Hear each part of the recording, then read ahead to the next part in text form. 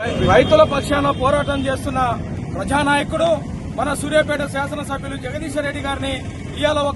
ఒక్కరి భాష మాట్లాడిందనే ఒక ఆలోచనతోని ఇవాళ కాంగ్రెస్ పార్టీ ముఖ్యమంత్రి రేవంత్ రెడ్డి గారు ఢిల్లీలో ఉండి ఒక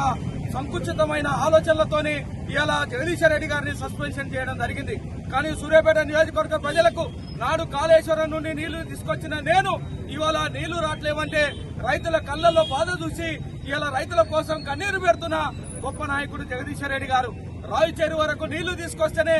నేను ప్రజల కోసం పనిచేస్తానని ఒక ఆలోచనతో ఒక సంకల్పంతో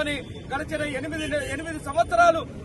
తాగునీరు అందించిన మన భగీరథుడు జగదీశ్వర్ రెడ్డి గారు ఇవాళ అసెంబ్లీలో ఇవాళ మా ప్రాంతానికి నీళ్లు కావాలి, సాగునీళ్లు కావాలి, తాగునీళ్లు కావాలని కొట్లాడుతున్న సమయంలో ఇది ప్రజల నుండి ఇవాళ తీవ్ర వ్యతిరేకత వస్తున్నది. రాష్ట్రంలో ప్రతి ఒక్క రైతు కూడా ఇవాళ పొలాల దగ్గరికి వెళ్లి మేము ఇలా ఆత్మహత్య చేసుకుంటున్నాం, శరమా అంటూ ఇవాళ రేవంత్ రెడ్డి పరిపాలన వద్దని ఇవాళ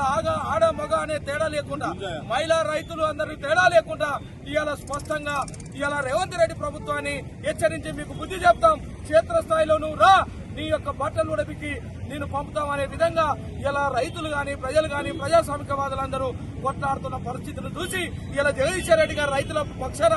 మాట్లాడుతున్న సమయంలో ఇవాళ సస్పెన్షన్ చేయడం అనేది దురదృష్టకరమని సందర్భంగా తెలియజేస్తూ ఇవాళ ముఖ్యమంత్రి రేవంత్ రెడ్డి గారు తక్షణమే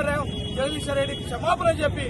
సస్పెన్షన్ ఎత్తివేసి తిరిగి అసెంబ్లీకి రప్పించండి. ఏం మాట్లాడిండో మళ్ళా ప్రజల కోసం మాట్లాడే వ్యక్తి జగదీశ్వర్ రెడ్డి గారిని స్వాగతించాలని సందర్భంగా ప్రభుత్వాన్ని డిమాండ్ చేస్తున్నాం.